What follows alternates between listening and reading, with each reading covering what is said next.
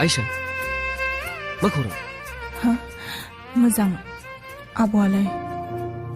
आब' अ मेडामा मोजाङैनो दं बे।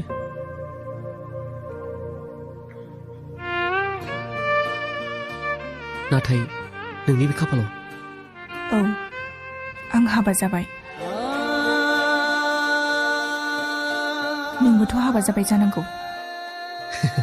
आं औ जाबाय। गथ'फ्रानो देलायनानै स्कुलाव थांलायबावबायसो। दे बिदिब्ला। आयशा हा आबैया नैबे आसानखौ नोंनो होनो थिनदोंमोन। नाथाय जेबो नङा लादो।